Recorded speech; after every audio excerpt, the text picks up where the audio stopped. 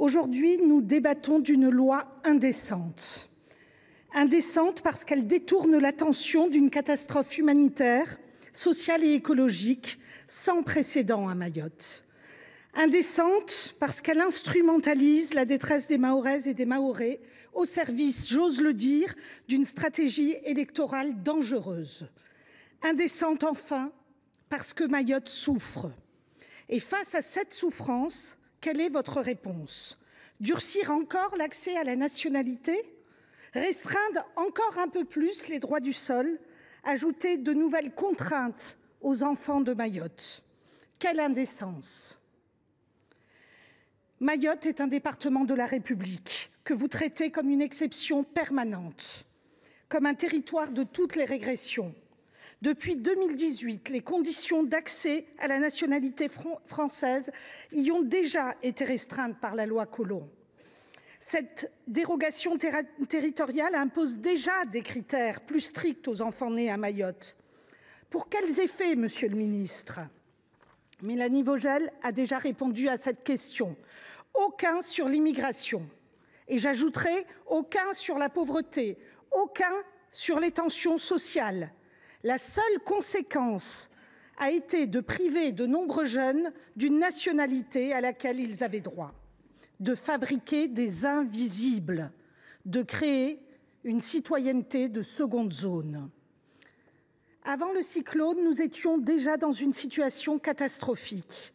Depuis des années, Mayotte subit une crise multiforme, une crise sociale avec un taux de pauvreté qui dépasse les 80%, un chômage endémique et des inégalités croissantes, une crise écologique avec des ressources en eau épuisées, une gestion des déchets chaotique, avec un territoire asphyxié par l'absence d'infrastructures adaptées, une crise humanitaire où des milliers de familles vivent dans des conditions indignes, où l'accès aux soins, à l'éducation, aux services publics est un parcours du combattant.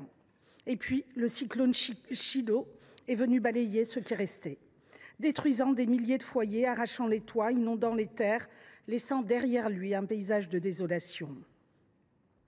Face à cette situation d'urgence absolue, l'action de l'État devrait être celle de la protection pour garantir sécurité et dignité en construisant des logements, des écoles, des routes. De la solidarité pour assurer un accès immédiat à l'eau potable, à l'électricité et aux soins. De la reconstruction pour bâtir un avenir durable en investissant massivement dans les infrastructures et en mettant fin aux politiques d'exception qui condamnent Mayotte à l'abandon. Ce texte ne répond en rien aux défis de Mayotte. Il détourne l'attention en désignant un bouc émissaire commode, l'immigration. Et maintenant, sans analyse d'impact des décisions précédentes, vous voulez aller plus loin, comme si Mayotte était une terre étrangère à qui on refuse le droit commun. Mayotte est française, les Mahoraises et les Mahorais sont françaises et français. Ils doivent avoir les mêmes droits que tous les autres citoyens. Mayotte ne peut pas devenir un territoire de régression des droits. Est-ce une expérimentation que vous faites avant d'étendre ces restrictions à tout le territoire national? Je pose la question.